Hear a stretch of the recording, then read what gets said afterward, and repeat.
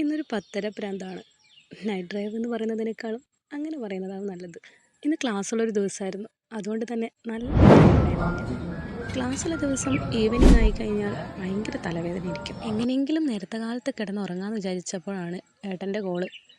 വേഗം റെഡിയായി നിന്നു, മന്തി കഴിക്കാം. തലവേദന ആയതുകൊണ്ട് തന്നെ എനിക്കത് തീരെ മൂടില്ലായിരുന്നു. പക്ഷേ ഏട്ടന് മന്തി കഴിക്കണമെന്ന് തോന്നിയാൽ മന്തി കഴിക്കണം, അതിനൊരു കോംപ്രമൈസും ഇല്ല. ഒരു ദിവസം മുന്നേ കഴിച്ചു പോയതേ ഉള്ളൂ, അപ്പോഴേക്കിതാ വീണ്ടും. എന്തായാലും മന്തി വന്നിട്ടുണ്ട്. നമ്മുടെ ടയേർഡ് മന്തിനെ അറിയിക്കും. ഒരു നോർമൽ ചിക്കനും പിന്നെ ഒരു അൽഫാം ചിക്കനും ആയിരുന്നു വാങ്ങിയത്. എനിക്ക് ഈ മാസത്തിൽ 2-3 തവണ മന്തി കഴിക്കുന്നതിനോട് താല്പര്യമില്ല. അതുകൊണ്ട് തന്നെ എടുത്ത പീസിൽ വലിയൊരു കഷ്ണം ഏട്ടന് തന്നെ കൊടുത്തു. എന്തായാലും മന്തി അടിപൊളിയായിരുന്നു. നല്ല റൈസും നല്ല ചിക്കനും.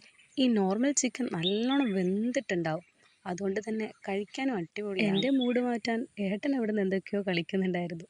മാസത്തിൽ 2-3 തവണ വരുന്നത് കൊണ്ട് ഞങ്ങളും ഇവിടെയുള്ളവരായിട്ട് ഇപ്പോൾ നല്ല കമ്പനിയാണ്. മന്തിയൊന്ന് ആസ്വദിച്ച് കഴിച്ചെന്ന് ഏട്ടൻ പറഞ്ഞപ്പോൾ ഒട്ടും കുറച്ചില്ല, എക്സ്പ്രഷൻ നല്ലോണം ഇട്ടുകൊടുത്തു. ഞാൻ മന്തിയിൽ മയോണീസ് ഒഴിച്ചത് അത്ര അങ്ങോട്ട് ശരിയായില്ലത്രേ.